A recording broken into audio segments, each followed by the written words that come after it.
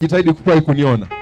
Mimi nimefurahi kukuona kwenye ibada ya leo, na ni ibada yetu ya Jumapili ya mwisho wa mwezi wa 5. Kwa hiyo ni ibada yetu ya mashangilio, ni Jumapili yetu ya kumshangilia Bwana. Haleluya! Sasa kwa wale wasiofahamu, kwa nini tunakutanika kwenye Jumapili ya mwisho wa mwezi kushangilia? Tunashangilia nini? Au tunafurahia nini? Kama kanisa, kila baada ya mwezi huwa tunasimama na kugeuka nyuma na kuhesabu mambo ambayo Bwana ametutendea. Sababu changamoto ni kwamba ukienda tu kwenye safari ya maisha bila kugeuka nyuma na kutathmini kuona nini Bwana amekutendea, kuna uwezekano umebarikiwa sana na hautambui, na kwa vile hautambui hauthamini, na kwa vile hauthamini unaweza ukaanza kuwa unalalamika, mbona hiki hakijatokea? Kumbe Bwana ametutendea mambo mengi. Watu wa Mungu, Mungu ametutendea mambo mengi. Nimesema Mungu ametutendea mambo mengi. Kwenye mwezi wa 5 tumesikia jumla ya shuhuda 18. Mwezi wa 5 shuhuda 18, maana yake ni nini? Sio tu 1-8, sio tu idadi, maana yake ni Bwana amewatendea watu, mtu mmoja mmoja. Tumesikia namna Mungu amewaponya watu, tumesikia namna gani Mungu amewaepusha na ajali, tumesikia namna gani Mungu amelinda, tumesikia namna gani Mungu amewafungulia milango. Tumeona vitu mbalimbali, ni Bwana ametenda. Haleluya, haleluya. Lakini vile vile kwenye mwezi wa 15 hapa New Vine Church Dodoma, jumla ya watu 167 wameokoka. Jumla ya watu 167 wamesema ndio kwa Yesu. Hayo ndio mambo ya kushangilia. Sasa watu 167 mwezi wa 5 wamesema ndio kwa Yesu. 167 wamesema ndio kwa Yesu. Haleluya, haleluya, amen, amen.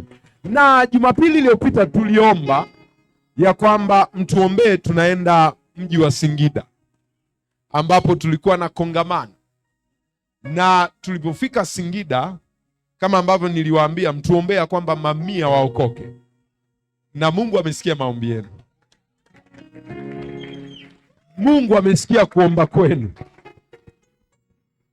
Sasa kwa wale ambao hawajui mji wa Singida una namna yake. Sema una namna yake. Kwa sisi ambao tuko kwenye upandaji wa makanisa na umisheni, kila mji una namna yake. Mji wa Singida una namna yake.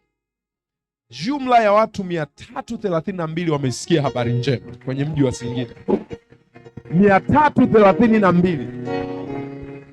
Sasa usifanye mchezo, unaenda kushuhudia mtu, yani ukimwangalia hivi unaona kabisa huyu hashuhudiki. Unaelewa nisema, ukimwangalia hashuhudiki.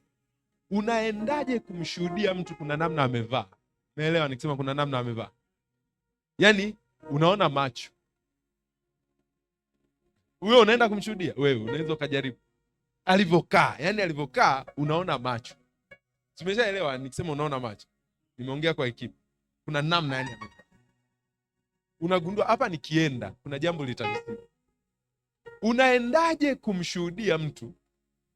Sasa huyo nimesema ni wa kike, wa kiume naye kuna namna amevaa. Yaani tu kuna namna amevaa, lakini unaenda kumshuhudia. Bwana Yesu na asifiwe. Lakini tunamtukuza Mungu ya kwamba timu tuliyokuwa nayo kutoka Dodoma na wachungaji wa kule Singida walibeba ujasiri, wakaenda kushuhudia. Watu 332 wamesikia habari za Bwana Yesu. Na kati ya hao watu 332, sasa unajua hizo ni idadi, lakini ukisimulia ushuhuda wa mtu mmoja mmoja, kuna sehemu unaenda unashuhudia, unaambia ondokeni haraka, litawakuta jambo.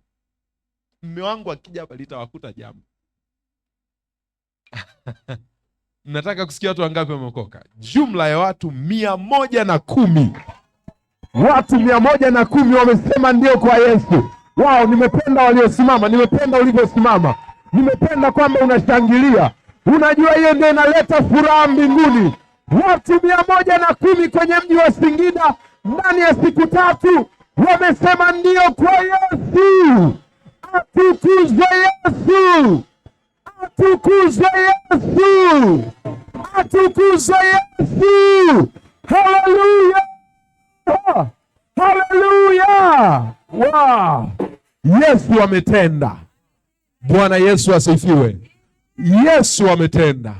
Hayo ndio mambo yanapaswa kuleta furaha. Yaani hata ningeishia tukutaja watu 167 waliokoka mwezi wa 5 hapa, watu 110 wameokoka Singida, hapo nikasema Mungu awabariki, muende nyumbani. Mlipaswa kwenda mmefurahi. Na nisikia? Yaani uhitaji kingine. Ile ya kwamba watu wameokoka. Yaani ilipaswa uende nyumbani unaruka ya kwamba watu wameokoka. Amen. Sio ukinunua gari, sio ukijenga nyumba, sio ukinunua nguo nzuri, sio ukipata mtoto. Mbingu haifurahi. Ni mambo mazuri, lakini mbingu inafurahi mtu akiokoka mmoja. Na hapa umesikia watu 110 kwenye mji wa Singida. Hilo ni jambo la kuleta furaha. Hilo ni jambo la kuleta furaha. Haleluya. Amen. Na kila mara tunasema, nimekuwa nikiwaambia hili ni kanisa la kimisheni. Kanisa la kimisheni linafurahia mambo ya namna hiyo. Ili kanisa linafurahia mambo ya namna hiyo. Haleluya. Amen. Unaweza ukaketi katika uwepo mzuri wa Bwana Yesu. Tunamtukuza Mungu ya kwamba kuna timu ya ndugu zetu ambao walienda Singida. Unaweza kutupungia ambao mlienda Singida, mtupungie mkono ambao mlienda Singida. Wow. Na walifanya kazi nzuri sana. Na tuna timu ambayo ilienda Arusha, waliokuwa Arusha, na nyinyi mtupungie mkono. Amen. Mungu awabariki, Mungu awabariki. Amen. Na wewe ambaye ulikuwa Dodoma, na wewe tupungie mkono, na wewe Mungu akubariki. Haleluya.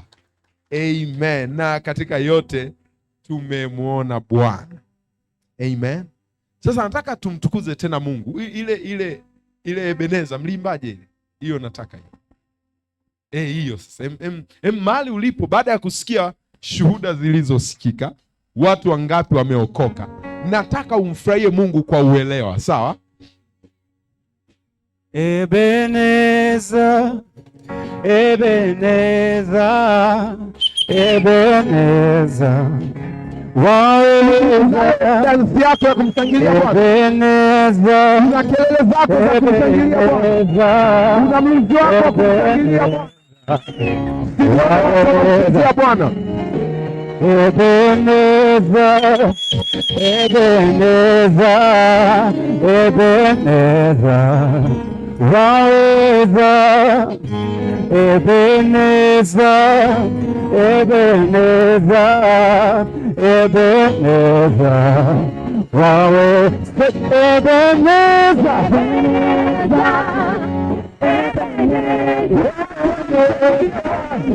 waweza.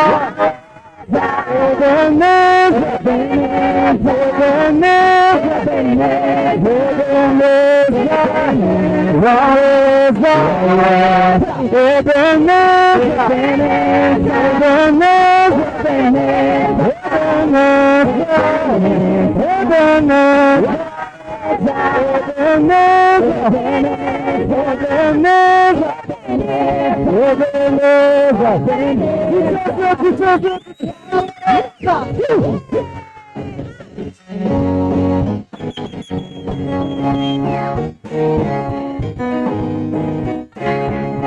Unashuka kidogo.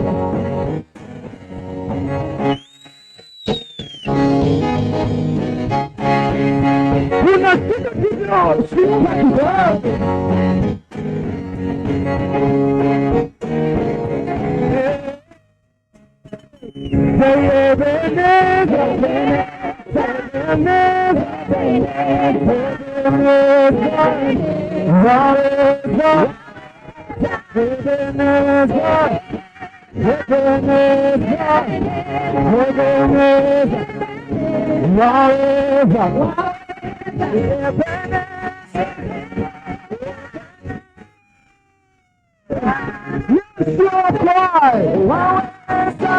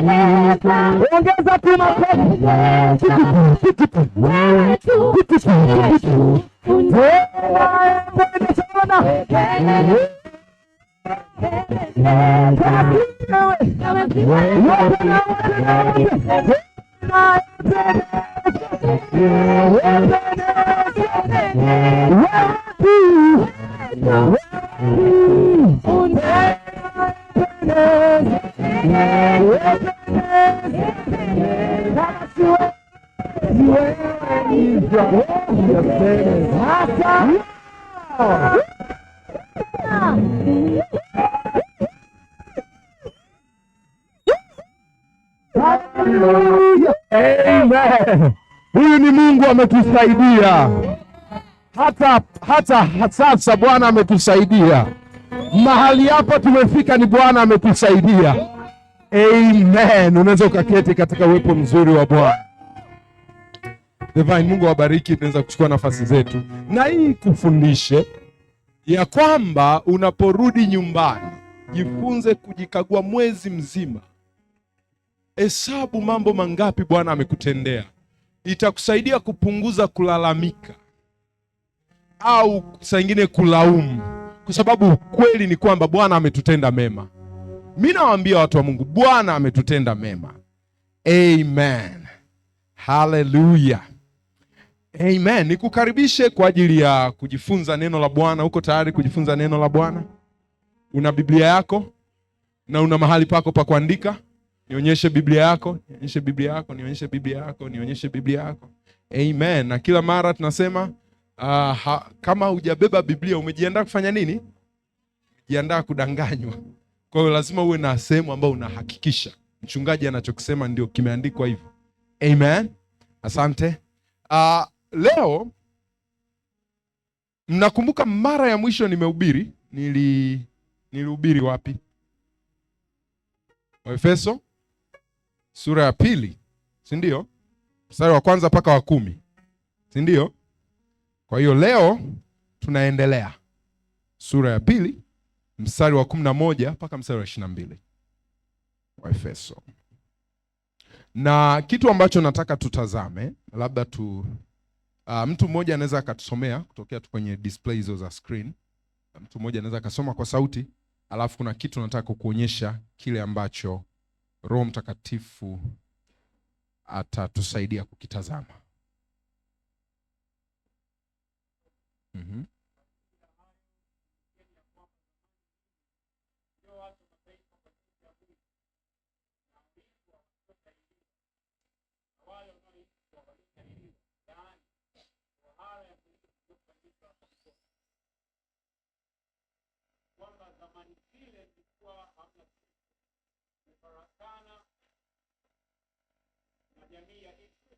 Wageni wasio wa maagano ya ahadi ile. Kulikuwa hamna tumaini, hamna Mungu duniani. Lakini sasa katika Kristo Yesu, ninyi mliokuwa mbali hapo kwanza mmekuwa karibu kwa damu yake. Kwa maana yeye ndiye amani yetu, aliyefanya sisi sote tuliokuwa wawili kuwa mmoja, akakibomoa kiambaza cha kati kilichokitenga, naye akiisha kuondoa ule uadui wa mwili wake, hiyo sheria ya amri iliyo katika maandiko, yafanye hawa wawili kuwa mmoja ndani ya nafsi yake, akafanya amani. Akawapatanisha wote wawili na Mungu katika mwili mmoja kwa njia ya msalaba, akiisha kuupisha ule uadui kwa huo msalaba, akaja akahubiri amani kwenu ninyi mliokuwa mbali, na amani kwa wale waliokuwa karibu. Kwa maana kwa yeye sote tumepata njia ya kukaribia Baba katika Roho Mtakatifu. Basi sasa ninyi si wageni wala wapitaji, bali ninyi ni wenyeji pamoja na watakatifu, watu wa nyumbani mwake Mungu, mmejengwa juu ya msingi wa mitume na manabii, na Kristo Yesu mwenyewe ni jiwe kuu la pembeni. Katika yeye jengo lote linaungamanishwa vyema na kukua hata iwe hekalu takatifu katika Bwana. Katika yeye ninyi nanyi mnajengwa pamoja kuwa maskani ya Mungu katika Roho. Amen. Jina la Bwana libarikiwe. Roho Mtakatifu,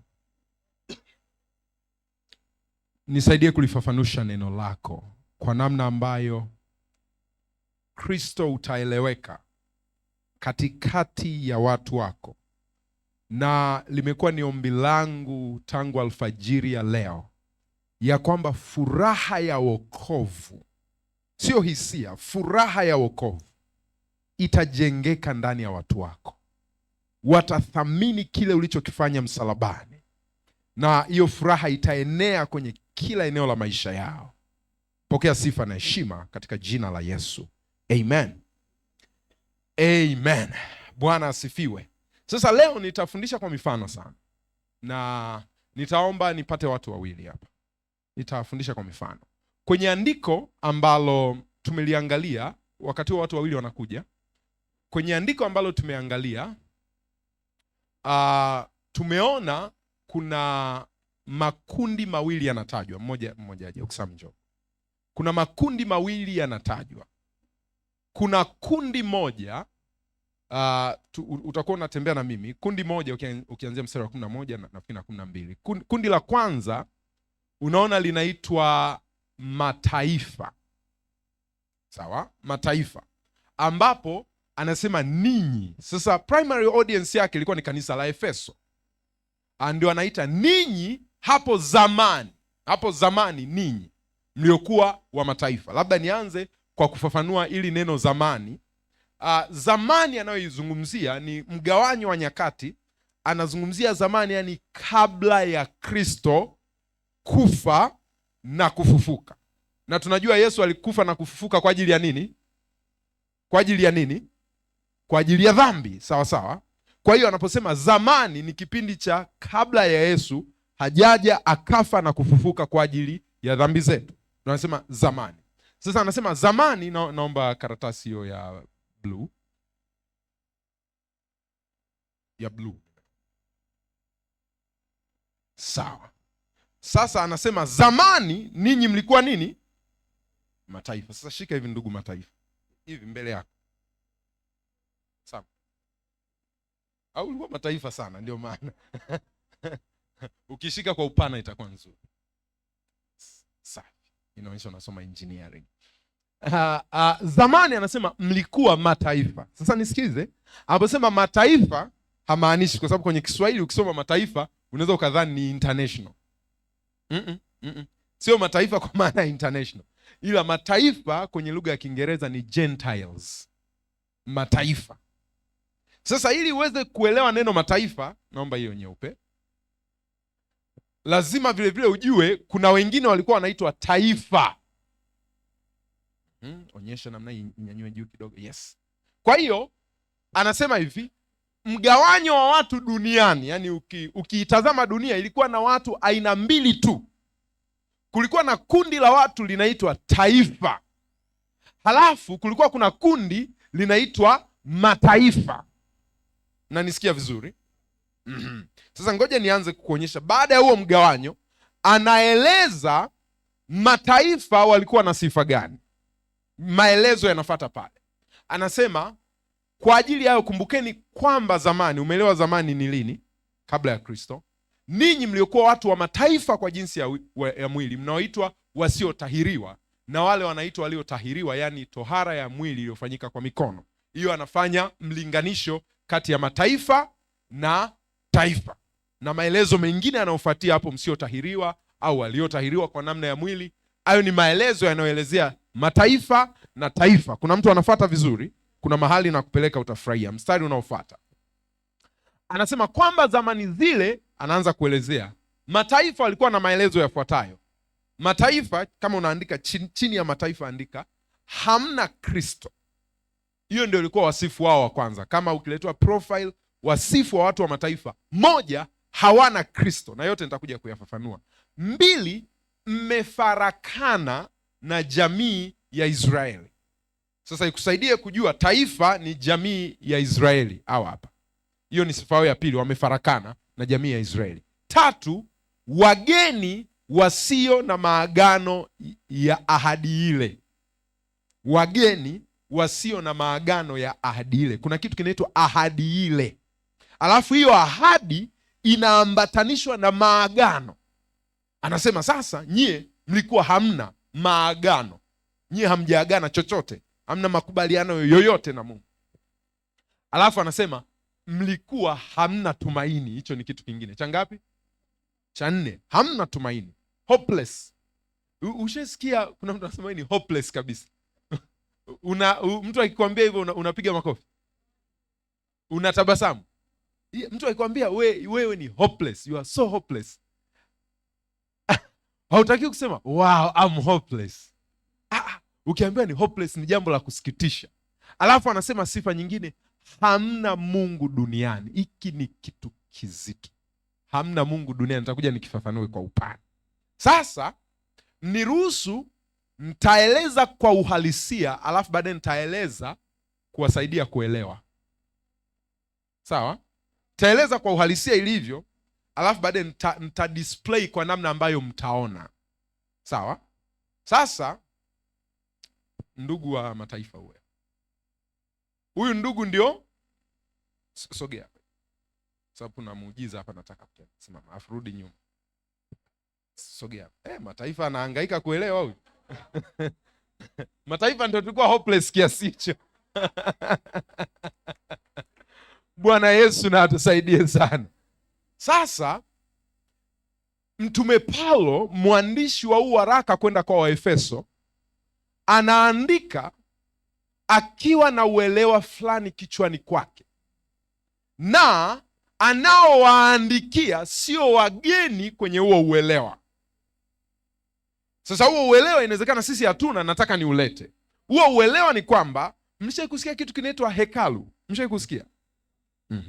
Sasa hekalu kwenye Biblia kuna historia. Hekalu lilijengwa mara tatu, lilijengwa likabomolewa, likajengwa likabomolewa, likajengwa likabomolewa. Kwa kuna mahekalu matatu. Hekalu la kwanza ambalo wengi inawezekana tunalijua sana inaitwa hekalu la Suleiman. Wangapi walisha kulisikia dude la namna hiyo? Hekalu la Suleiman. Kuna namna lilijengwa, kuna namna lilikuwa, kuna namna lilikuwa zuri bora, ambalo lilivutia dunia nzima kuja kustaajabia hekima ya Mungu. Lakini hata hivyo, baada ya Israeli vile kugawanyika kaskazini na kusini, na kuna mambo mengi yalitokea, baadaye lilibomolewa. Lilivyobomolewa, baadaye wakati Wayahudi wanarudi, kuna ndugu anaongoza anaitwa Zerubabeli. Nafikiri hiyo nishafundisha sana hapa. Zerubabeli alivyorudi, vile vile aliongoza ujenzi wa hekalu. Kwa hiyo hekalu la pili ni hekalu la Zerubabeli. Kwa hiyo kuna hekalu la Suleiman, alafu kuna hekalu la Zerubabeli ambalo halilingani ubora na hekalu la Suleiman. Hekalu la Suleiman lilikuwa bora sana, lakini hata hivyo ni hekalu. Halafu baadaye hekalu la Zerubabeli vile vile lilibomolewa. Alafu kuna hekalu la tatu ni hekalu la Herode, ambapo hekalu la tatu wakati Yesu anakuja ndio alilikuta hekalu la tatu. Na hekalu la tatu kuna namna lilikuwa limejengwa, na ndio hii ambayo nataka kukuonyesha hapa. Na Paulo anafundisha hiki akitokea kwenye uelewa ndio wa imani ya Kiyahudi, lakini uelewa wa ujenzi wa hekalu la tatu. Mnanisikia vizuri? Sasa hekalu la tatu lilivyokuwa limejengwa, lilikuwa tu ni jengo ambalo lina ukuta, kama tuseme ukuta wa hili kanisa. Sawa? Ukuta wa hapa ambapo tupo, ukuta. Halafu ndani ya ukuta, ndani yake kuna majengo, kuna vyumba mbalimbali, ambapo nikitumia lugha ya Biblia, nyua. Ushasikia? Ingieni nyuani mwake. Sawa? Zinaitwa nyua. Kwenye lugha ya Kiingereza zinaitwa courts. Nyua. Sasa kulikuwa kuna nyua mbalimbali huko ndani. Naomba watu wawili tena wapatikane. Lete. Afu na ile kitambaa yetu iko. Ebeneza. Sasa rudi huko. Huyu Taifa. Mmoja asimame kule. Sogea hapa mami. Sogea tu hapa picha. Siogope. Hautakuwa Mataifa.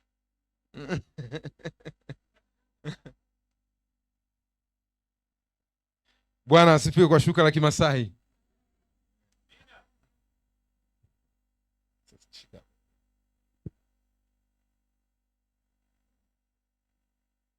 Nyanyua juu kabisa. Bwana Yesu asifiwe. Sasa nataka kichwani nitengeneze uelewa ya kwamba unaona hii shuka. Sasa elewa ya kwamba hii shuka limezunguka kote. Hizo ndio nini? Ndio hekalu ambalo limejengwa. Kwa hiyo kinachoendelea ndani, huyu ndugu wa mataifa hajui kinachoendelea ndani, ambapo kule mbele tutakuja kuona kuna kitu kinaitwa kiambaza. Kuna ukuta ulikuwepo.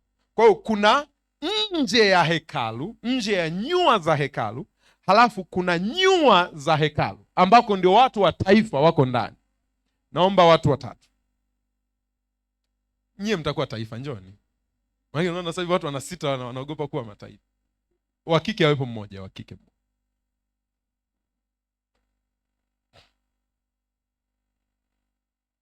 Aya, njoo.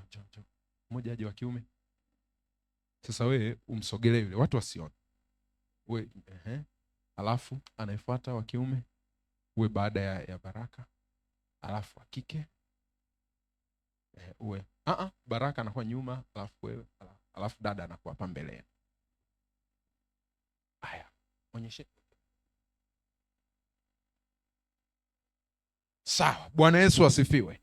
Kwa kweli tunajua kuna hekalu huku, lakini mnaona nini kinaendelea hekaluni? Mnajua nini kinaendelea hekaluni? Hapana, hatujui nini kinaendelea hekaluni. Sasa Mtume Paulo anaandika, anasema ninyi mlikuwa mataifa, na kwenye hili hekalu la Herode kuna ukuta, na kwenye ukuta pana alama imeandikwa kwa lugha ya Kiyunani na kwa lugha ya nafikiri ya Kiebrania, ya kwamba hairuhusiwi mtu wa mataifa kuingia. Hairuhusiwi mtu asiyehusika kuingia. Mshai kuingia sehemu unakuta kuna kibao staff only, ushaona? Au nyingine nini, wanaohusika tu, si ndio?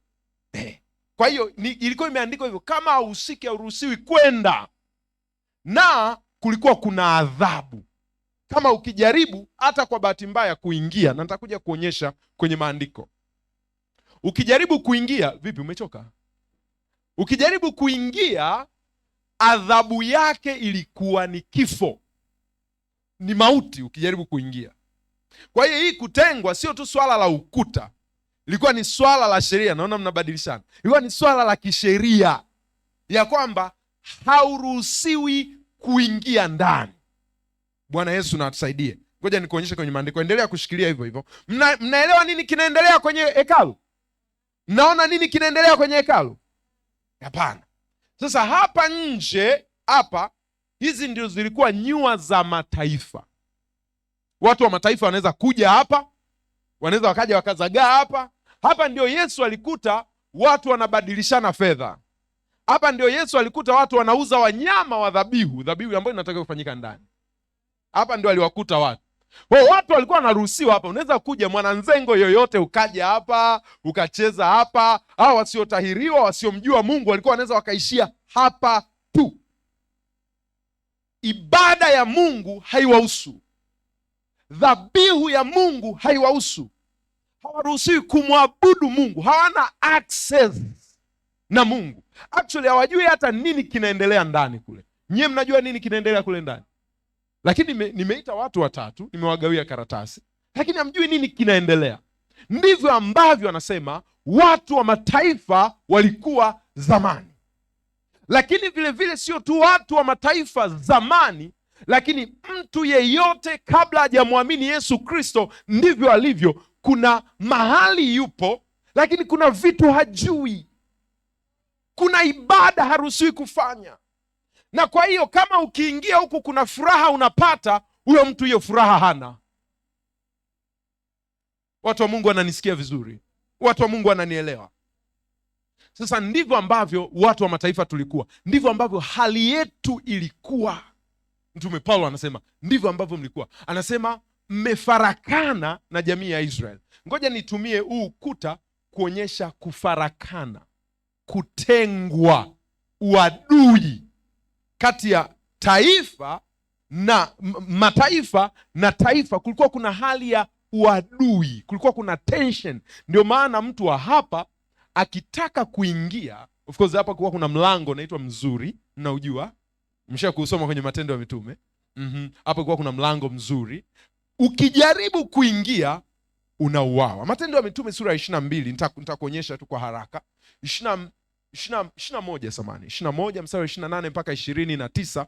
Wakati fulani Mtume Paulo, Matendo ya Mitume 21 28 mpaka 29, alimchukua mtu mmoja, sawa? Huyu ndiye yule afundishaye watu wote kila mahali kinyume cha taifa letu. Nasikia taifa letu. Wayahudi walikuwa na wivu. Ukijaribu kuingilia ibada yao, ukijaribu kutaka kuhusiana na Mungu wao, wanasikia wivu. Hauruhusiwi kumaccess huyu Mungu. Huyu ni Mungu wetu tu, usiye Mungu wa watu wote. Ndiyo, ni Mungu ameumba watu wote, lakini hamruhusiwi kumwabudu. Ukijaribu kumwabudu tunakuua. Watu wa Mungu wananisikia? Kwa hiyo walikuwa na wivu namna hiyo. Anasema hivi, tena zaidi ya haya, awaingiza Wayunani katika hekalu. Alichukua mtu akamuingiza hekaluni. Wakasema akapatia unajisi mahala hapa patakatifu. Hapo patakatifu ni hekaluni. Amechukua mtu, twende mstari unaofuata wa 29. Kwa maana walikuwa wamemwona Trofimo. Kuna ndugu anaitwa Trofimo, Mtume Paulo alimchukua, wakapita kwenye mlango, wakaingia hekaluni. Haruhusiwi, anatakiwa kuishia hapa. Haruhusiwi kumwabudu Mungu huyu. Haruhusiwi kumfurahia Mungu. Huyu ana haki gani ya kuingia? Na akiingia anapatia unajisi. Sasa nisikilize mpendwa, hivyo ndivyo ulikuwa. Kwa sababu najua raha sana unawawazia watu wengine na kuongelea wewe, siongelei watu wengine na kuongelea. Hivyo ndivyo ulikuwa unaishia tu hapa na huko kwenye dini zetu zingine za Kiafrika, zingine za jadi, zingine za mapokeo, na mtu mwingine ambaye hajamwamini Yesu anaishia hapa tu, hana mahusiano binafsi na Mungu, hawezi kumwomba Mungu, hawezi kuongea na Mungu, hawezi kupata furaha ya tumaini lililo ndani ya Mungu. Ni mtu ambaye hana tumaini. Watu wa Mungu wananielewa vizuri. Tulikuwa tumefarakana. Sasa ili muweze kuelewa nini kinaendelea huko ndani, nisema nitakuelezea kwa uhalisia, yani kukuonyesha tulivyokuwa blind, wa vipofu. Sasa nitageuza hivi, sogea huko sana. Geukia huko. Yani hii picha yote igeuke hivi. Umeelewa? Igeuke hivi. Umeelewa nilivyosema? Igeuke hivi. Sogea hivi ili watu waelewe. Aha, sawa. Sogea ni saa mbele. Hivyo. Sogea saa mbele. Sawa. Sasa hapa ni ili hapo ili muone kile ambacho kilikuwa muoni. Sasa muundo wa ile hekalu ni kule nje ni mataifa ndio wanaishia hapo Wananzengo. Ndio tunaishia hapo Wananzengo. Alafu kulikuwa kuna nyua, nikisema nyua sasa nimeshaelewa, court. Wanawake kuna mahali walikuwa wanaishia. Hapa ndio Yesu alimuona yule mwanamke anatoa senti. Hapa. Alafu kulikuwa kuna sehemu wanaume. Sawa? Wanaume. Alafu kulikuwa kuna sehemu ya kuhani. Hiyo ndio hekalu lilivyokuwa. Mnanisikia vizuri? Hekalu la Herode. Sasa nimeligeuza hivi ili muone, msiishie kwa watu wa mataifa hamjui hata nini kinaendelea. Mpigie Bwana Yesu makofi.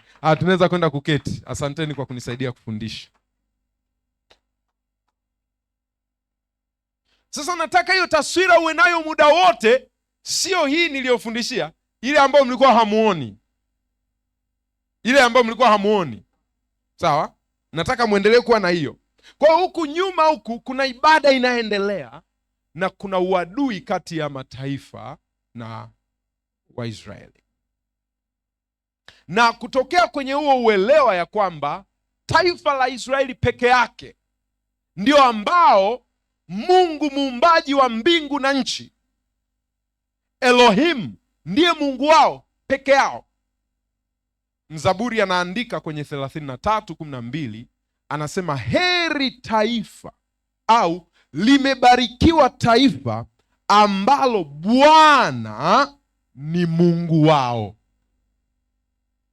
Unaweza ukaielewa sentensi? Anaandika kutokea kwenye uelewa ya kwamba sio kila taifa Bwana ni Mungu wao, ila ni sisi peke yetu wa Israeli. Anasema tumebarikiwa kwa vile Bwana ni Mungu wetu, watu aliowachagua kuwa urithi wake. Anaandika kutokea kwenye huo uelewa. Watu wa Mungu wananisikia vizuri? Kwa hiyo mataifa wamefarakana na jamii ya Israel. Kufarakana ni kutengwa na kuna hali ya uadui. Sasa waza ile pazia, actually sio pazia, ni ukuta unatenganisha. Ukuta mkali na una alama unatenganisha. Lakini sifa nyingine ya mataifa, nilianza na hiyo wamefarakana. Sifa nyingine ya mataifa, hawana Kristo. Hawana Kristo. Tumesoma hivyo mstari wa 12 sura ya 2. Hawana Kristo. Sasa kutokuwa na Kristo ni adhabu na hasara tosha ndani yake yenyewe in itself. Kutokuwa na, yani hauhitaji kuadhibiwa kitu kingine chochote. Uhitaji hata kuchomwa moto. Yani kutokuwa na Kristo ndio moto wenyewe. Kutokuwa na Kristo ndio adhabu yenyewe. Actually ziwa la moto maana yake, pamoja na kwamba ni ziwa la moto, lakini vile vile ni kutengwa mbali na Kristo milele. Kwa kama kuna adhabu mwanadamu aweza kupewa ni kutengwa na Kristo. Hiyo ni adhabu kubwa sana. Ndio maana mzaburi baada ya kutenda dhambi kwenye ile zaburi ya toba anasema, roho wako usiniondolee, kwa sababu ukiniondolea roho wako nimeisha. Kwa hiyo kutengwa mbali na Mungu ndio adhabu kubwa. Anasema mlikuwa hamna Kristo. Kristo ni nani? Kristo ni aliyepakwa mafuta na Bwana. Kristo ni Mwokozi. Sasa kwenye muktadha huu tunaosoma Efeso sura ya 2, tunagundua ya kwamba mataifa walikuwa hawana mwokozi, walikuwa hawana aliyepakwa mafuta kuja kuwaokoa. Sasa wanadamu wote, tusisahau, tulihubiriwa Jumapili iliyopita, wanadamu wote tuko kwenye dunia iliyofanya nini? Dunia iliyoharibika, dunia yenye dhambi. Kwa hiyo ama ni taifa ama ni mataifa, wote tuna shida ya dhambi na wote tunahitaji wa kututoa kwenye hali ya dhambi. Watu wa Mungu wananisikia vizuri? Sasa ashukuriwe Mungu, wenzetu taifa wao wanaye walikuwa na kuhani na kuna ibada zilikuwa zinafanyika, na kweli damu ikimwagika walau zilikuwa zinafunika dhambi, zilikuwa zinasitiri dhambi. Kwa hiyo Mungu akiwatazama kwa jicho la ile damu iliyokuwa inamwagika, alikuwa anaona ni wenye haki mbele zake. Lakini mataifa walikuwa hawana damu ya kuwaficha, walikuwa hawana damu ya kuwasitiri, walikuwa hawana damu ya kuwahifadhi. Anasema hamna Kristo. Lakini hao wenzetu sio tu damu ya wanyama ilikuwa inahifadhi dhambi zao, lakini kulikuwa kuna ahadi ya kwamba atakuja Kristo, atakuja Mwokozi wa ulimwengu. Sasa fast forward, ndio maana Yesu alivyokuja, Biblia inasema alikuja kwao walio wake. Walio wake ni kina nani? Taifa. Ndio maana unaona kuna wakati wanamfuata Yesu kwa ajili ya kuponya, anasema hiki ni chakula cha watoto. Kina nani? Taifa. Watu wa Mungu wanaelewa sasa? Unaielewa Biblia vizuri? Kwa sisi hatukuwa na namna tungeokolewa.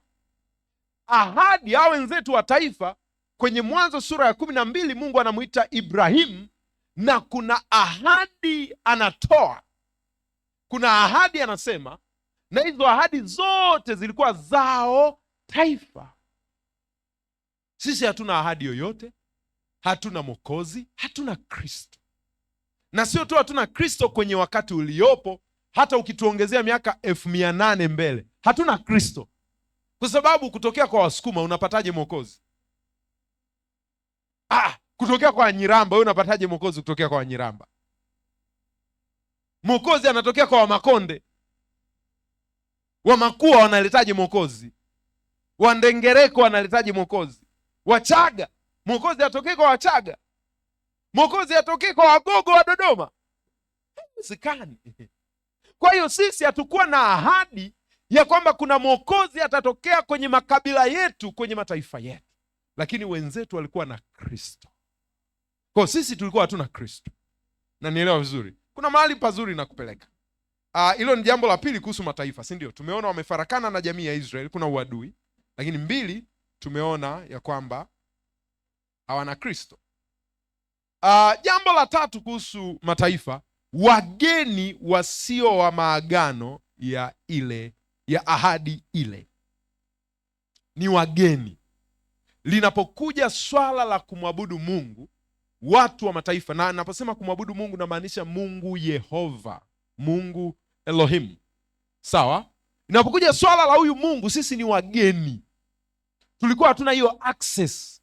Anasema wageni wasio wa maagano ya ile ahadi.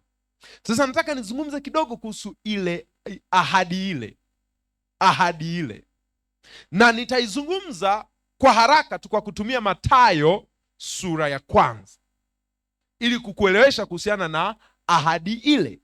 Kulikuwa kuna ahadi ya kwamba kuna Mwokozi atakuja, kuna Masihi atakuja. Unanifuata vizuri? Unanifuata vizuri? Kuna Masihi atakuja, na huyo Masihi utaweza kumwona vizuri kwenye sura ya 1 ya Mathayo. Tungekuwa Mathayo tayari, sura ya 1 mstari wa 1. Kitabu cha Mathayo kinamtambulisha Yesu Kristo kama mfalme, na kinamtambulisha, wasomaji wa kwanza ni Wayahudi. Mwandishi wa Injili ya Mathayo anaandika akiwa anawawaza wasomaji wake wa kwanza, primary audience, Wayahudi. Anataka kuwawasilishia kwao ya kwamba yule aliyeahidiwa ndio huyu hapa, yule aliyeahidiwa ndio huyu ambaye mlimsulubisha, ili waweze kumwamini, ili waweze kumpokea. Kwa hiyo Yesu anatambulishwa kwenye Injili ya Mathayo kama mfalme wa Wayahudi. Unanifuata vizuri? Na sasa ili Wayahudi waweze kukuelewa, ukisoma kila mara lazima utasikia wanasema baba yetu Ibrahimu, baba yetu Ibrahimu, baba yetu Ibrahimu. Waambii kitu kama huyu ndugu ambaye unamleta kwetu hauhusiani na baba yetu Ibrahimu, tuondolee, atuipokee hiyo ofa. Lakini vile vile kwenye jamii ya Kiyahudi kuna mtu mmoja ambaye alisimama kwenye kiti cha ufalme, ambaye aliahidiwa, kutokea kwako atatokea mfalme ambaye atawachunga watu wangu milele. Kiti chake cha enzi hakitakuwa na mwisho. Sasa huyo ndugu ambaye aliahidiwa hivyo anaitwa Daudi, mfalme Daudi. Kwa hiyo kama utatuwasilishia huyu wa ahadi ile, na taifa la Israeli wakati wamesambaa waliahidiwa ya kwamba kuna mwokozi anakuja. Sasa wao wakajua ni mwokozi wa kisiasa, kwa sababu atakuja kuwaondoa kwenye makucha ya tawala ya Urumi. Kwa wanajua kuna mfalme anakuja. Roho Mtakatifu nisaidie nisitangulie. Kwa hiyo kinaitwa kitabu cha ukoo wa Yesu Kristo. Nani? Yesu Kristo. Angalia, anaunganishwa na wazee wawili, mwana wa Daudi, sababu Daudi ndiye ambaye atatokea mtoto ambaye atakuja kutawala milele, mtoto wa Daudi, sio Daudi mwenyewe. Mwana wa Ibrahimu. Ibrahimu ndio mzee wetu, ndio msingi wa Wayahudi. Sasa angalia mstari unaofuata. Ibrahimu alimzaa Isaka. Ili uweze kufurahia hayo majina, Isaka akamzaa Yakobo, Yakobo akamzaa nani? Saa ingine unasoma tu majina unasema fast forward, muende mbele. Kinachotafutwa kwenye haya majina, kinachotafutwa kwenye haya majina ni Ibrahimu alishapewa ahadi. Alishapewa ahadi ya kwamba kutokea kwake utatokea uzao, na kutokea kwake mataifa watajibarikia. Na nisikia vizuri? Sasa huyo mwana yeye akaanza kumtafuta, akampata Ishmaeli kwa Hajiri. Hapa hata hajaandikwa, sababu ahadi ikapita kwa Isaka. Sasa kwa haraka Israeli wanapoishia, au taifa wale ambao wamejificha nyuma ya shuka wanapoishia, ni kwamba wanajua Isaka ndiye mwana wa ahadi, ambayo ni kweli, lakini si kweli sana. Ndio maana unaona Biblia haishi kusema Ibrahimu akamzaa Isaka afu ikaishia. Inasema Isaka akamzaa Yakobo, kwa sababu kuna kitu tuna trace, kuna mtu tunamtafuta. Yakobo akamzaa Yuda na ndugu zake, alafu tena unaona Yuda akamzaa nani? Wanaendelea, kuna mtu anatafutwa. Anatafutwa nani? Mwana wa ahadi anatafutwa, ambayo ndio ahadi kwa taifa la Israel na ultimately kwa mataifa. Nenda mstari wa 6 nafikiri. Anza wa 5, kuna kitu kinafunga. Anasema Salmoni akamzaa Boazi kwa Rahabu. Hiyo ni shule nyingine ya kina Rahabu na kina nani. Kuna wanawake wako mle wanatajwa, alafu wote walikuwa vichomi, wote ni wa mataifa.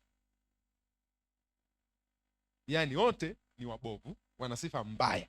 Yaani wanawake walio kwenye kitabu cha ukoo wa Yesu wote walikuwa na sifa mbaya kwa viwango vyetu, alafu wote ni wa mataifa. Utaipenda hiyo.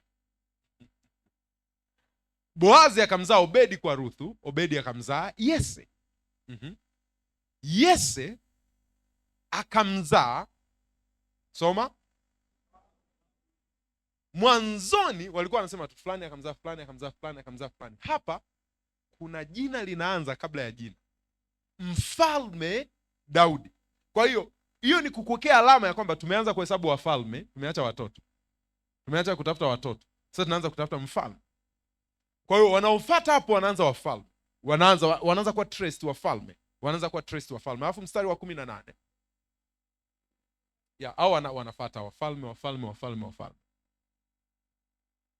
16. Check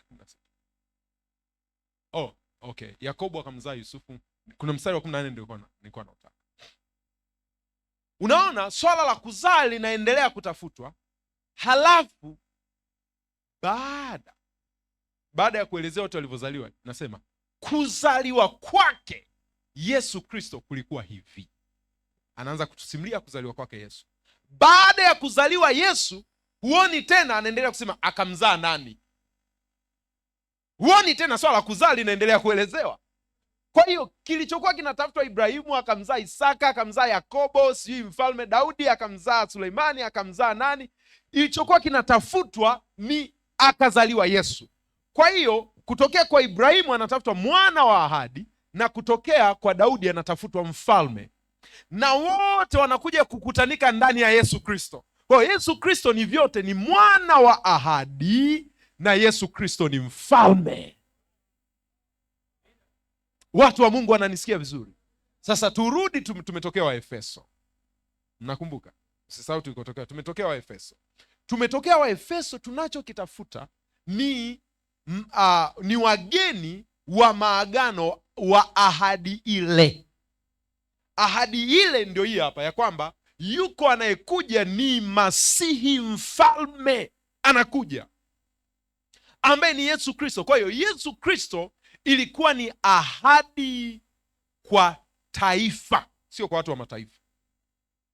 Sio kwa watu wa mataifa, ilikuwa ni ahadi kwa taifa. Ndio maana nikikuchukua mbele kidogo kwenye Matendo ya Mitume sura ya 1, Roho Mtakatifu nisaidie, mstari wa 6. Matendo ya Mitume 1:6. Nachokitafuta ni maagano ya ahadi ile. 1:6 Matendo ya Mitume. Basi walipokutanika wakamuuliza wakisema, je, Bwana, wakati huu ndipo unapowarudishia Israeli ufalme? Okay, umekuja, umetenda miujiza, umeponya, umefufua. Pesi yangu iko sawa na wewe Recho? Umefufua, umelisha mikate, umekufa tukakukimbia. Okay, umefufuka, tumerudi.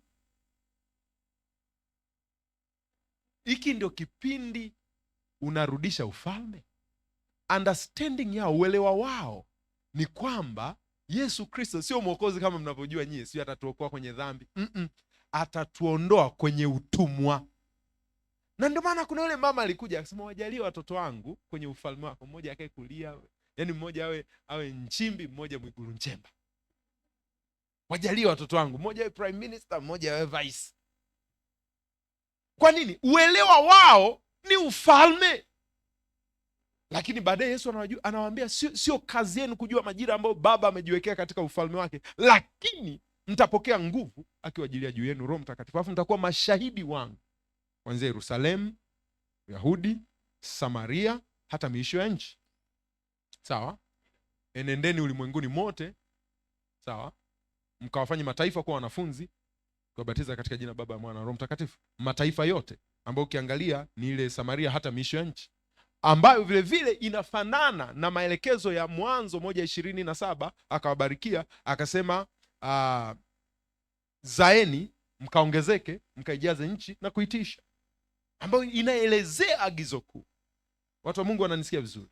Kwa hiyo hii ahadi ilikuwa ni kwa ajili ya taifa la Israeli peke yao. Kwa hiyo wao wamekaa wanasubiria ahadi ya Masihi mfalme anakuja, na kuna maagano walikuwa nayo. Mpendwa, wewe haukuwa kwenye hayo maagano. Bahati mbaya sana. Najua hapa hamwezi kusema amina, na sio sehemu ya kusema amina anyway.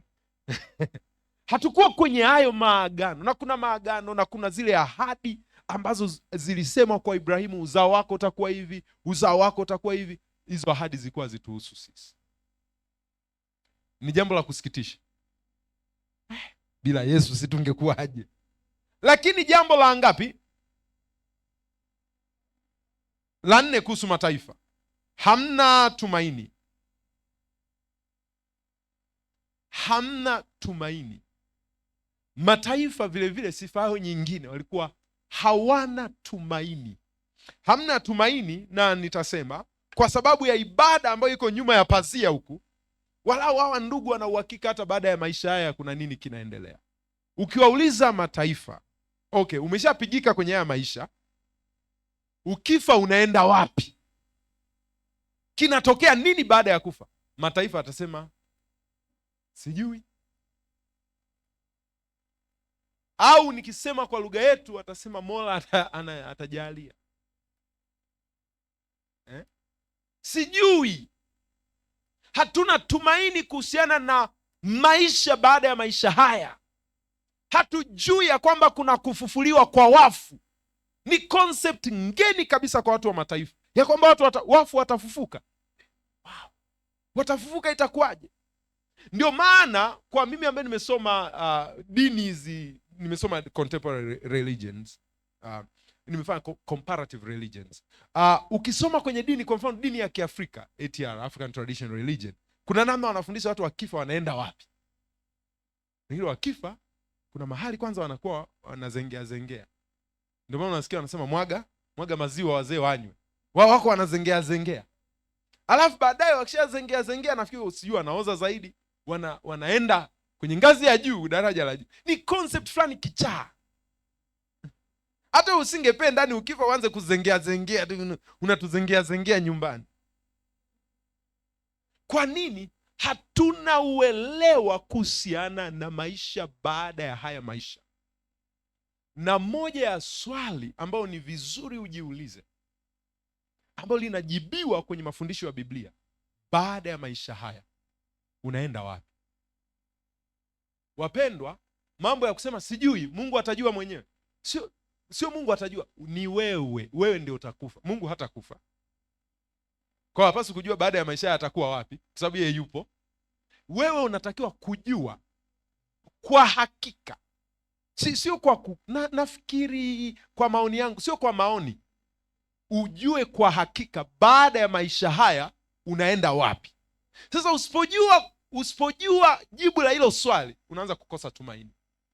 Angalia watu wengi ambao wako depressed, watu ambao wako na msongo, wanasonona, wengi hawana tumaini. Ukimwondolea mtu kitu ambacho anaweza akaweka tumaini lake, unaona anaanza kukata tamaa. Waza namna hii. Sasa sitauliza kuna mwanamke mjamzito, sitauliza. Lakini waza namna hii, umekutana na mama mjamzito, alafu namuuliza utajifungua lini? Hasema kwa kweli sijui, Mola atajalia, Mungu akipenda. Fikiria baada ya mama kuwa ni mjamzito, alafu akaambiwa huu ujauzito ni wa milele. Yaani utakuwa kwenye hii hali muda wote. Kuna baadhi ya vitu wanawake wanafanya, wanajua nimebakiza miezi 4. Ngoja tu niendelee kujishikilia. Nimebakiza miezi tu 4 najifungua. Nimebakiza hii tu 3. Nimebakiza tu hii 2. Nimebakiza 1. Anaanza kuhesabu siku. Ni nini? Tumaini. Anatumaini juu ya kitu kitakachokuja. Fikiria unaandikishwa shule, unapelekwa darasa la kwanza, alafu naambiwa wewe utasoma milele. Wamekata. Kuna watu hawapendi shule. Yani kwenye ujauzito wengi hawakugua.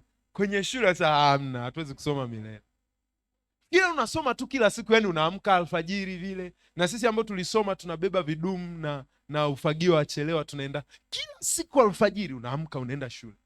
Unaamka unahesabu namba. Ukichelewa unachapwa miaka yote, milele yote. Wangapi wangebaki shule? Kuna ndugu hapa anasema sisomi. Kwa nini wengi wataondoka shule? Ni kwa sababu hakuna tumaini la kumaliza. Tumaini linakusababisha ubaki uendelee. Sasa watu wa mataifa hatukuwa na tumaini ya kwamba haya maisha hatimaye nini. Ndio maana tulikuwa naishi vyovyote. Sio motivation, haituhamasishi namna gani tuishi sasa. Lakini sijasema tu tumaini la umilele, lakini tumaini juu ya mambo yajayo. Miaka 50 ijayo ikoje? Miaka 20 ijayo ikoje? Miaka 10 ijayo ikoje? Miaka 5 mbele yako ikoje? Na hapa wanapenda kuambia hivi, Mungu ambaye anawahakikishia watu kuhusu milele, miaka 5 sio kitu. Miaka 10 ni midogo sana. Miaka 40 ni midogo sana. Kama anaweza kukuhakikishia kuhusu milele, basi kuhusu maisha yajayo, hayo hata huwezi kuhangaika, anakuhakikishia sana. Kwa hiyo imani yako sio ushabiki, sio kwamba wanaenda kanisani, sio kwamba niko kwenye kanisa ambalo lina amsha. Na niliwaambia sio kanisa la amsha, sio kanisa la vibe, ni kanisa la mafundisho. Imani yako ndani ya Kristo ambayo inakupa uhakika wa umilele ndio itakujengea tumaini kuhusiana na miaka 5 ijayo, 10 ijayo. Mwimbaji zamani alisema, kwa sababu yu aishi ninaweza nikaiendea kesho. Because he lives I can face tomorrow. Huyu ambaye amenihakikishia kuhusu milele, nina ujasiri na kesho yangu, si hofu kuhusu kesho yangu. Inawezekana hapa katikati mambo yanaonekana hayaendi sawa sawa, lakini ninalo tumaini katika Kristo Yesu. Sasa bahati mbaya sana watu wa mataifa anasema hamkuwa na tumaini. Sio sehemu ya kusema amina. Sehemu ya amina nitawaambia. Kwa endeleeni kuhuzunika kwanza. Alafu jambo la mwisho la ngapi? La 5, anasema hamna Mungu duniani. Hiyo ni statement kubwa sana. Hamna Mungu duniani. Unaona, watu wengi ukienda kule nje, wakati nafundisha darasa la Tirano, nisema ukienda kule nje ukauliza watu, wanasema unasemaje kuhusu mimi namwamini Mungu bwana. Watu wengi wana claim, wanadai ya kwamba wanamwamini Mungu, ya kwamba wanamjua Mungu. Tena wanaweza kukuambia Mungu wetu ni mmoja, Mungu ni yule yule, njia tu ni tofauti. Sinakumbuka kwenye darasa la Tirano nikamwambia huo ni uongo. Amna, sio mmoja, sio njia ile ile. Sawa? Lakini kwenye ulimwengu wa Kiyunani, kwa sababu Mtume Paulo anaandika vile vile ikiwa kwenye mazingira haya. Kwenye ulimwengu wa Kiyunani, Mungu, walikuwa wakifundisha kuhusu Mungu. Mungu ni dhana ya jamaa fulani yuko mbali, mzee fulani hivi aliumba, alafu alivyoumba akawaacha, akaondoka. Ambayo kwenye Ukristo ni dhana ambayo inaeleza Mungu ambaye yuko juu ya uumbaji wake, transcendent. Yuko juu ya uumbaji wake, mbali na uumbaji wake kwa sababu ya utakatifu wake. Ukweli ni kwamba tukizungumzia tu hiyo sifa ya Mungu ya kutengwa mbali na uumbaji wake, kwa sababu ya utakatifu wake huwezi kumchanganya na wanadamu. Alivyo mtakatifu, ndio maana unaona anasema mtu akiniona anakufa. Ni mtakatifu sana kiasi kwamba akili ya kibinadamu, uelewa wa kibinadamu hawezi kumbeba. Ona tu wanadamu wanavyohangaika kumwelewa Mungu mmoja aliye katika Utatu Mtakatifu. Ona watu wanavyorambo, wanapigana kuelewa. Hiyo tu dhana moja inataka kuwachosha watu. Na zingine, na Mungu tunavyomjua ni sawa sana alivyochagua kujifunua kwenye maandiko. Actually yuko zaidi ya hivyo. Mengine tutaenda kuona. Yuko juu sana ya uumbaji wake. Na sasa ukiishia tu kumwona hivyo, ndivyo ambavyo imani zingine zinamfundisha Mungu wa mbali, asiyeongea na watu wake. Alishaweka tu maelezo akaondoka, sababu akiwasogelea hivi mnakufa, akiwasogelea hivi mtapasuka. Na imani nyingi zinapenda kumfundisha Mungu namna hiyo, Mungu mwenye nguvu zote, mamlaka yote, Mungu wa mbali, transcendent. Lakini dhana ya Mungu kama alivyojifunua kwenye maandiko matakatifu na Ukristo inafundisha vile vile Mungu ni Mungu wa karibu, Mungu pamoja na wanadamu, Immanueli, Mungu anayekaa katikati ya uumbaji wake, Mungu pamoja nasi, Mungu anayeweza akavaa mwili. Ndio maana ukisema Mungu amevaa mwili, kuna watu wanasema kwa sababu wao wanajua Mungu ni wa mbali. Lakini ashukuriwe Mungu, sisi tunajua Mungu ni wa karibu.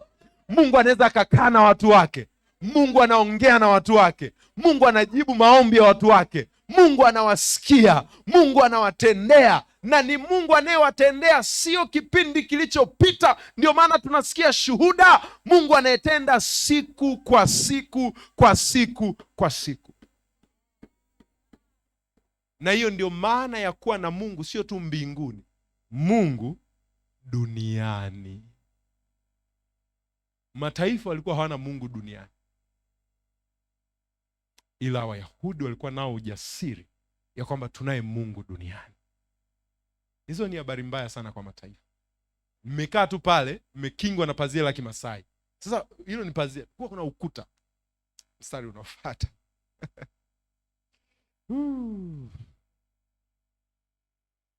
Lakini sasa napendaga mimi, si mnajua kitu ninachopenda kwenye Biblia ni nini? Sasa mseme kama bibi fulani. Lakini bibi akiwa anafundisha lazima aseme lakini. Sasa hapo ndio hali inabadilika. Hapo ndio sehemu ya kusema amina sasa. Lakini sasa kumbuka, anasema hapo zamani. Kwa hizi story tulikuwa tunasikia ni za zamani, wapendwa, sivyo mlivyo leo. Lakini sasa lakini sasa katika Kristo Yesu.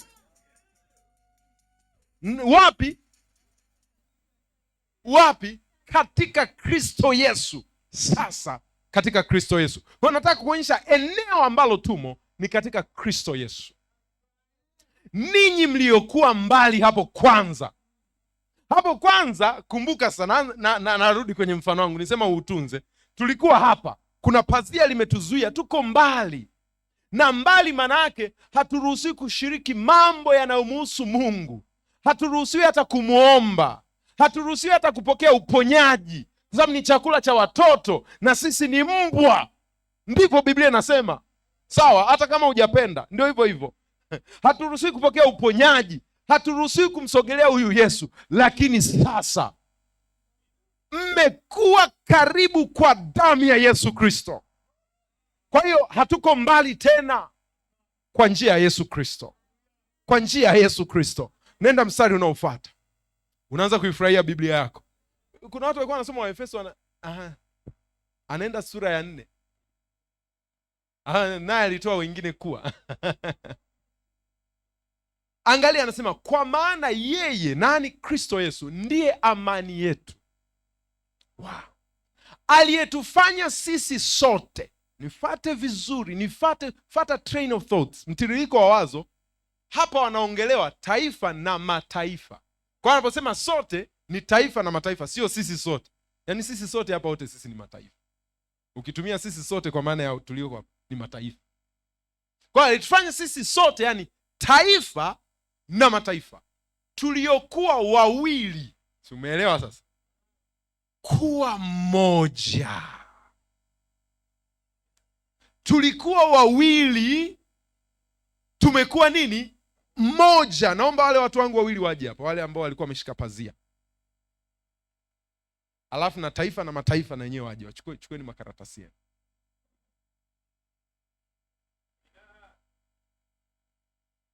Sasa hilo pazia lishikiliwe hapa hivi.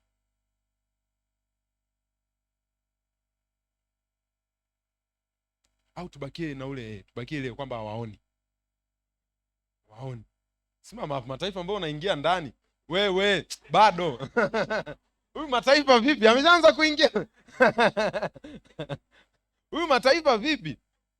Kwa tulikuwa wawili, nyosheni hivi juu kabisa waone. Si mnaona? Walau. Si mnaona kule kuna taifa? Mnaona huku kuna mataifa. Sawa, tulikuwa wawili, aina mbili za watu. Sisi mataifa sio kabisa taifa. Lakini neno linasema hivi, akakibomoa kiambaza cha kati kilichotutenga. Boom. Akakibomoa kiambaza.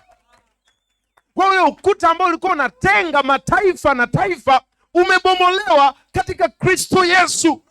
Kwa hiyo ndani ya Kristo, Paulo kwenye nyaraka zake anasema hakuna Myunani wala Myahudi, hakuna mataifa wala taifa. Ndani ya Kristo Yesu taifa na mataifa tumekuwa mtu mmoja kwa njia ya Kristo Yesu. Bwana Yesu asifiwe. Kwa hiyo sisi sio wawili tena, sisi ni mmoja. Na nikijitangulia, ukienda kwenye sura ya 3 nitakuja kufundisha tena, kuna kitu kinaitwa siri.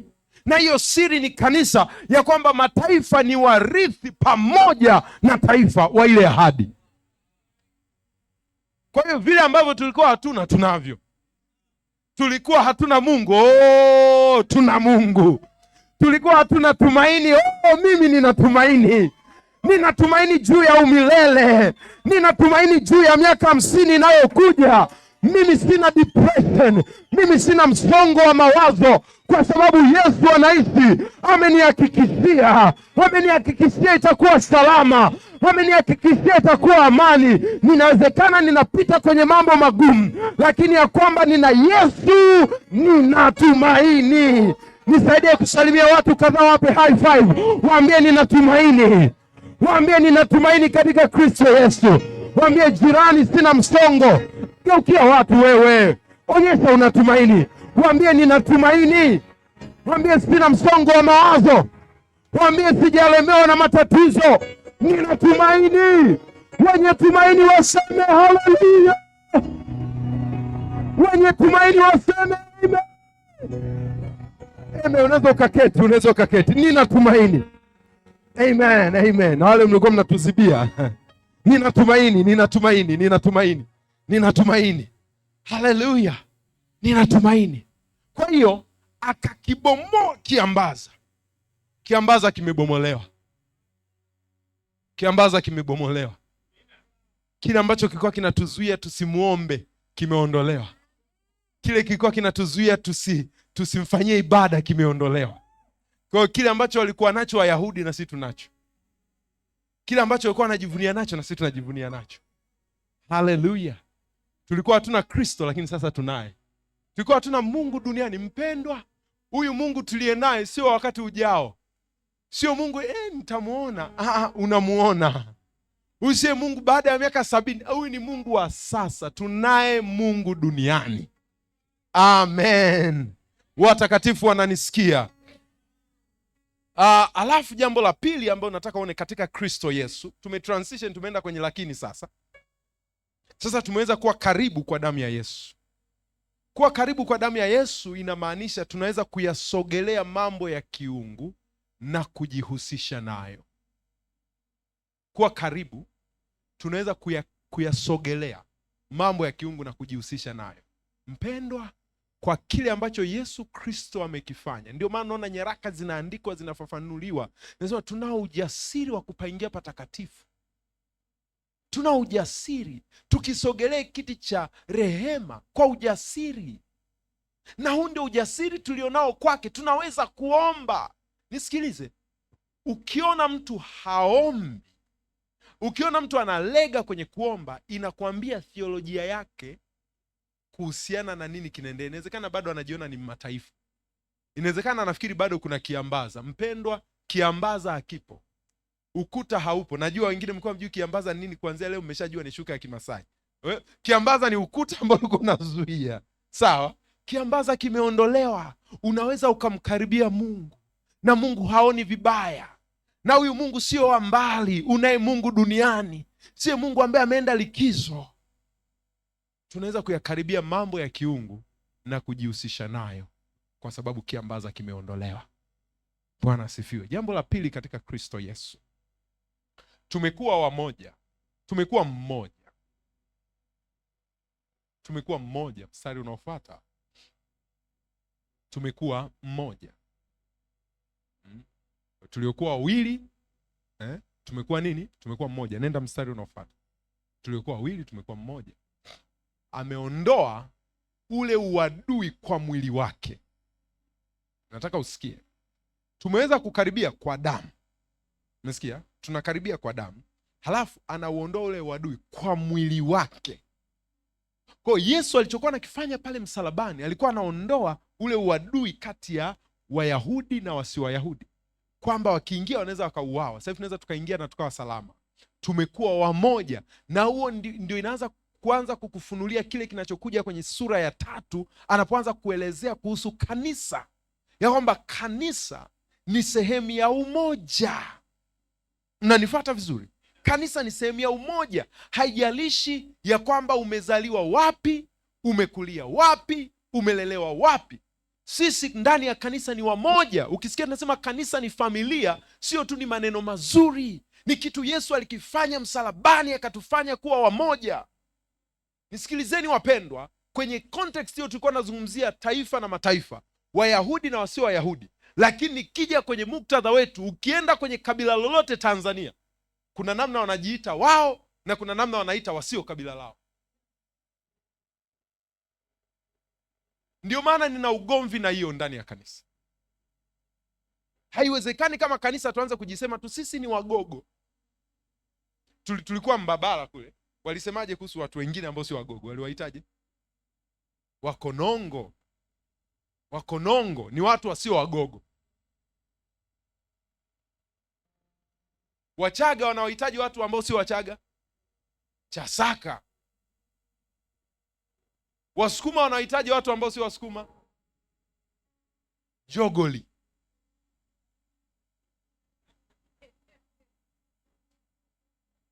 Ukienda Arusha, nilikuwa Arusha tu hapa juzi na nikasikia kuna mtu alikuwa anatoa ushuhuda, nikashtuka.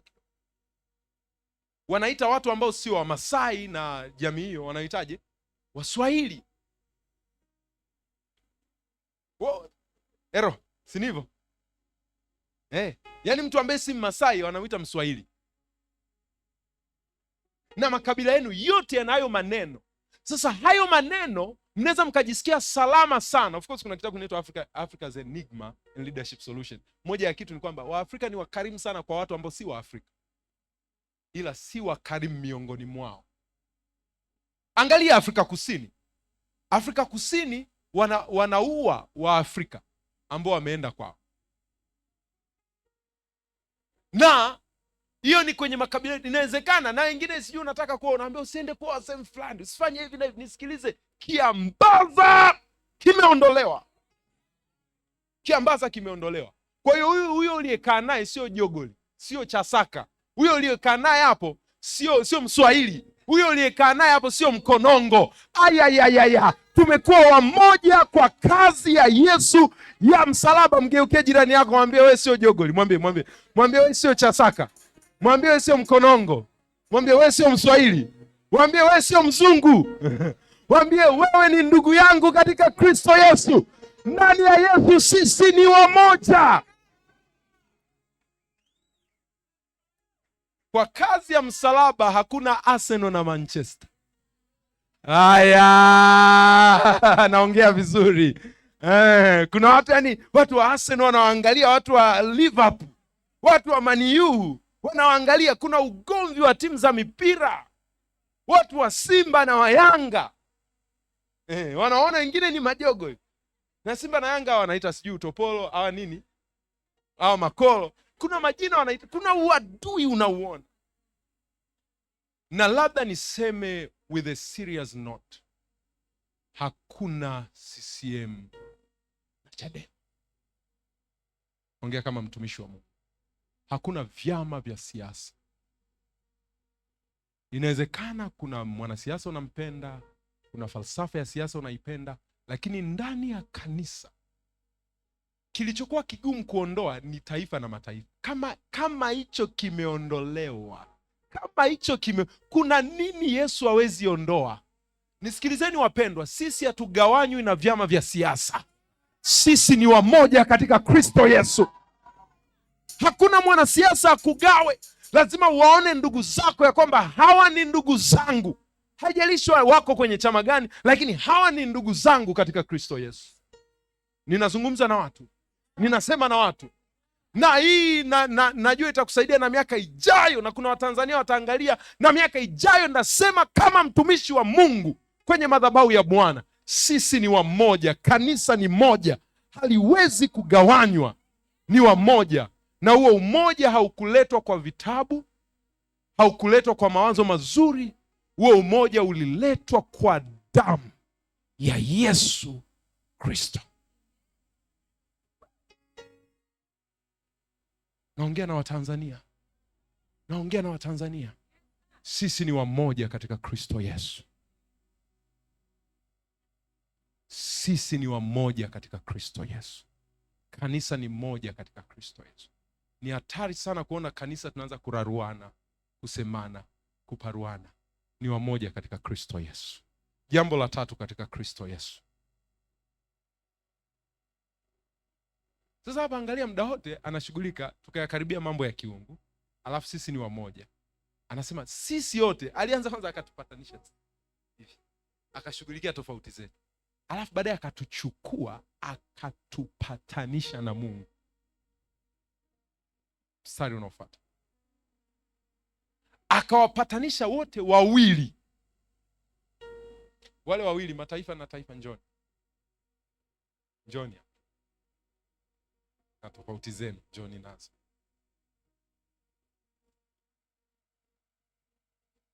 Sasa Pastor Ashbat, utasimama pale, wewe ndio utakuwa Mungu kwa matumizi ya leo, sawa?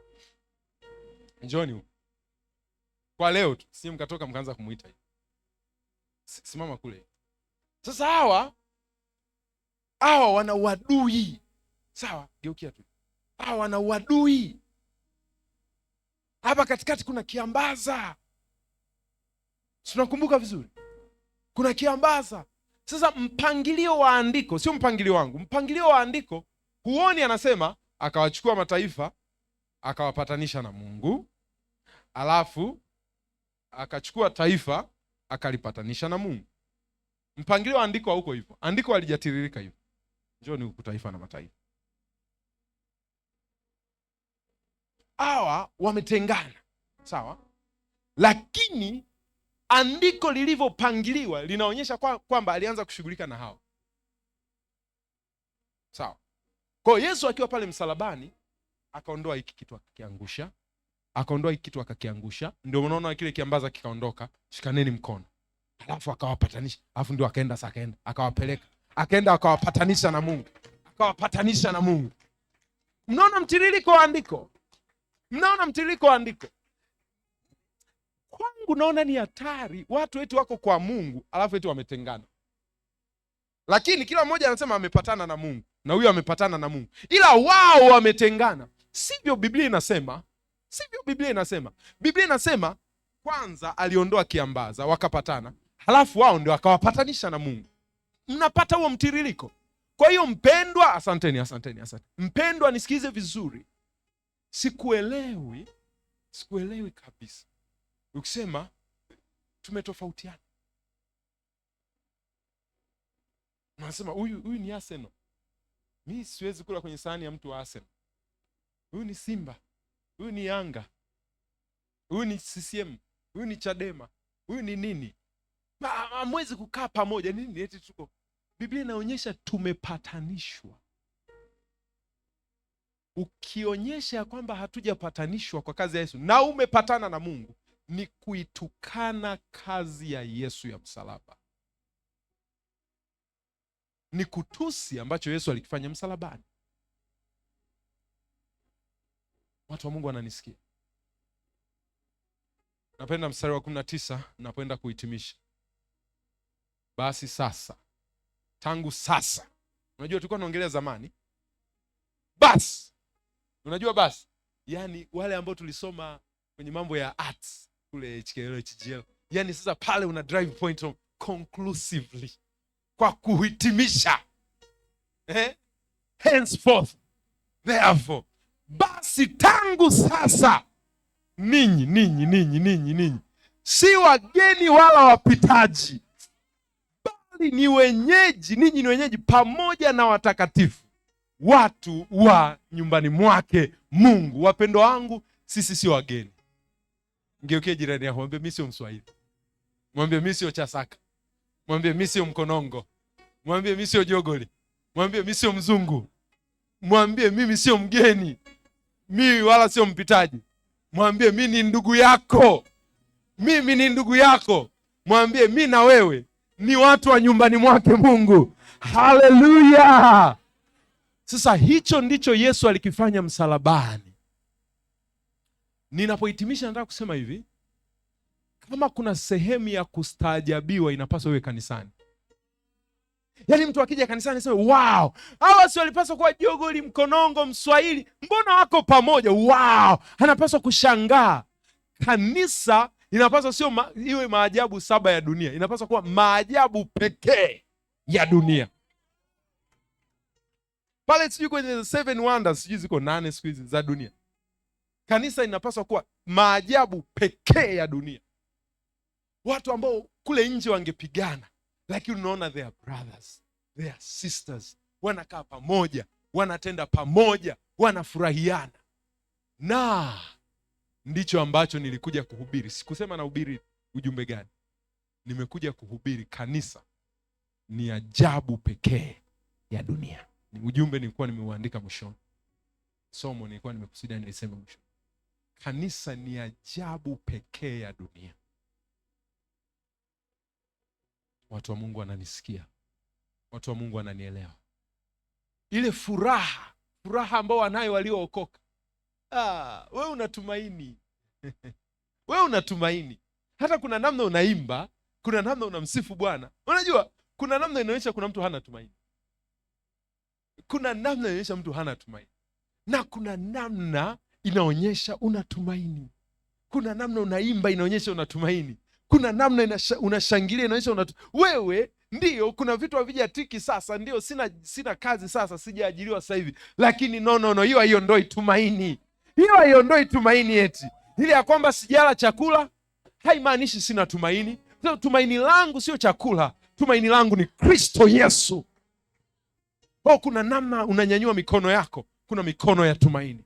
Mahali uliposimama. Nataka tu ufanye maombi na maneno ya sifa na kumfurahia Bwana ambaye ndiye ameleta tumaini ndani yako. Sema maneno ya kumfurahia Bwana ambaye ndio tumaini lako. Sema maneno ya ibada, maneno ya kumwadhimisha. Mwambie Baba, ninakupenda uliye tumaini langu. Asante kwa kuondoa kiambaza kilichokuwa na uadui. Asante kwa kunikaribisha ya kwamba ninaweza kuyaendea mambo ya kiungu. Ninaweza nikaomba eti, ninaweza nikaabudu eti, ninaweza nikasifu na ukanisikia. Hili ni jambo la ajabu sana. Asante ya kwamba ninaweza kukukaribia kwa damu ya mwanao Yesu Kristo. Wenye tumaini waliadhimishe jina la Bwana. Asante ya kwamba wewe unaitwa Mungu wangu. Asante ya kwamba wewe sio Mungu wa mbali. Asante ya kwamba wewe sio Mungu wa wakati uliopita. Asante ya kwamba wewe sio Mungu ambaye ni distant. Ni Mungu ni wazo lijalo. Wewe ni Mungu pamoja na mimi, Emmanuel, Mungu pamoja na wanadamu. Asante ya kwamba nina Mungu duniani. Walio na Mungu duniani si wamwadhimishe, kwa sababu wanawasikia. Walio na Mungu si waliinue jina lake, kwa sababu wanawasikia. Huyu ni Mungu anayewajibu. Huyu ni Mungu anayeelewa lugha yako. Sisi tuna Mungu duniani wewe. Sisi tunaye Mungu duniani wewe. Na Mungu ametubarikia na ndugu zetu wa kiume na wa kike. Baba, ninakuadhimisha.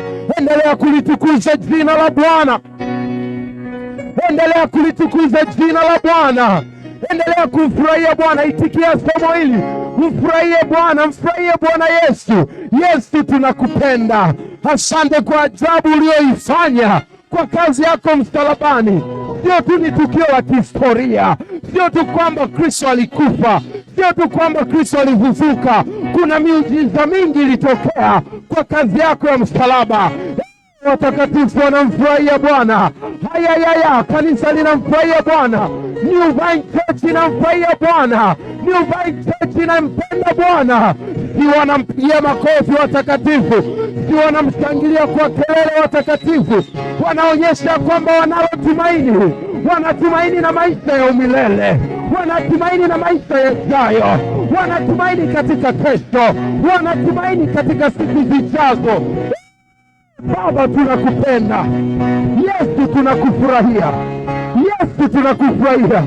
Wewe ndiye tumaini letu. Wewe ndiye shangilio letu. Wewe ndiye furaha yetu.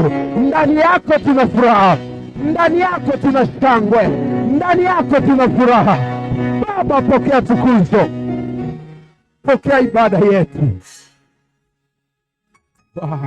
Yesu, tunakupenda. Ikiwa uko mahali hapa na ndani yako hauna tumaini la ufufuo, haujui ya kwamba ukifa nini kinaendelea, haujui ya kwamba ukiondoka hapa duniani unaenda wapi, nimekwambia kwamba liko tumaini. Nimekwambia kuna uwezekano wa kuwa na Mungu duniani. Nataka nikualike, fanye maamuzi ya kumwamini Yesu ili akupe tumaini, akupe furaha ambayo unaiona katikati ya watakatifu. Uko mahali hapa unataka kumwamini Yesu, nyanyua tu mkono wako kama unataka kusema ndio kwa Bwana Yesu. Asante, asante. Uwe na ujasiri kabisa, wala usiogope, usiogope. Asante. Kuna mikono miwili nimeona wakati wa asha zinatusaidia. Ndio uko unataka kumwamini Yesu. Asante. Kuna mkono hapa. Asante, unataka kumwamini Yesu. Kanisa, mfurahie Bwana wakati ndugu zetu wanakuja mbele. Ndio, tumsaidie dadangu pale. Ndio, tumsaidie. Asante. Ndio, kulikuwa kuna mkono kule. Asante. Watu wanasema ndio kwa Yesu. Watu wanakuja kupokea tumaini ndani ya Kristo. Aya, New Vine, ufurahie Bwana. Watu wanapokea tumaini. Watu wanapokea uhakikisho. Watu wanasamehewa dhambi zao. Watu wanahesabiwa haki. Watu wanaandikishwa majina yao katika kitabu cha uzima. New Vine inamfurahia Bwana kwa jina la Yesu. New Vine inamsherehekea Bwana kwa haya anayoyatenda. Wow. Kwenye orodha yetu ilikuwa mwezi wa 5 wameokoka watu 167. Nendeni mkabadilishe. Watu 170 wameokoka. Nyanyua tu mikono yenu. Mmefanya maamuzi mazuri sana. Kumwamini Yesu ni maamuzi mazuri. Sasa nataka niwasaidie, tawaongoza kwenye maombi, na hayo maombi itakuwa ni ukiri wa midomo yako, lakini nataka uamini moyoni mwako wakati tunaomba maombi haya ya kwamba Yesu anaingia ndani yako na anakuwa Bwana na Mwokozi wa maisha yako, na anapoingia anasamehe dhambi zako zote. Wow! Mwingine ameongezeka, anasamehe dhambi zako zote na anakuhesabia ni mwenye haki. Funika tu macho yako, nataka kuomba kwa ajili yako. Utarudia maneno haya. Sema, Mungu Baba.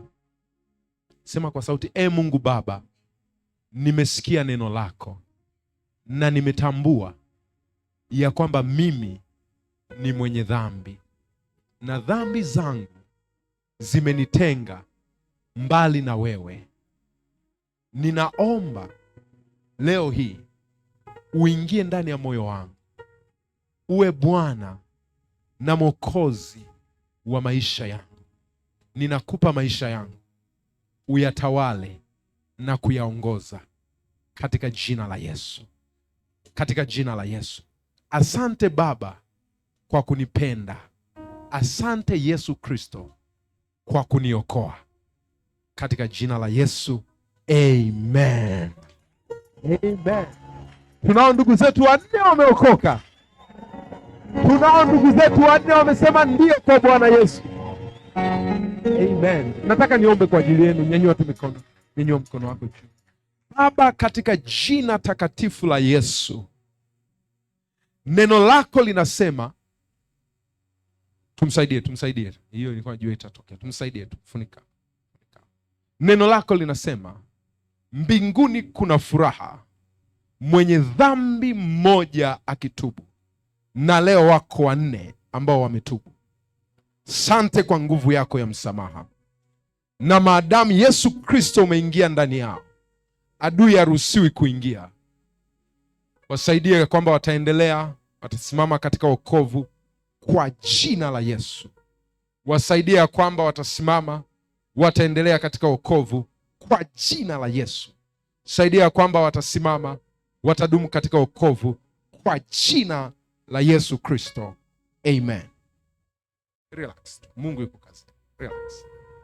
Sasa tutawachukua ndugu zetu 3. Mnasikia wapendwa? Kuna ndugu zenu nimewaandalia, watawachukua. Alafu wataenda kuchukua majina yenu na mawasiliano yenu. Tungetaka tuzungumze na ninyi, lakini tuwaalike kwenye madarasa ambayo yatawasaidia kutembea katika wokovu. Amen. Sasa basi twende na ndugu zetu. Kwa mamlaka ya jina la Yesu, ninakuamuru katika jina la Yesu. Aya, mwache. Kwa jina la Yesu Kristo. Haya, ninakuamuru, toka ndani yake sasa. Aya, mwache. Kwa jina la Yesu. Toka. Kwa jina la Yesu. Mwache awe huru. Mwache awe huru. Sasa kwa jina la Yesu. Haya, kuanzia utosi hadi wayo wa miguu, ninakuamuru sasa kwa jina la Yesu, umefunguliwa. Tayari. Tayari. Shangilie Bwana Yesu. Tayari.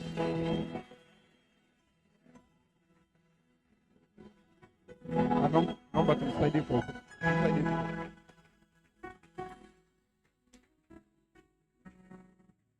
Mama Ashfat njoo, Mama JK yuko. Mama Ashfat njoo.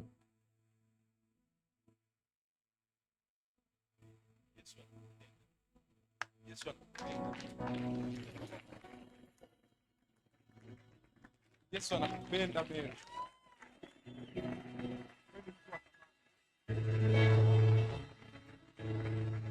Amen. Yesu amemfungua Mary, yuko huru kwa jina. Amen. Naomba sasa tumchukua, tumsaidie kwa upendo kabisa. Yesu ni Bwana, haleluya. Nimesema Yesu ni Bwana, haleluya.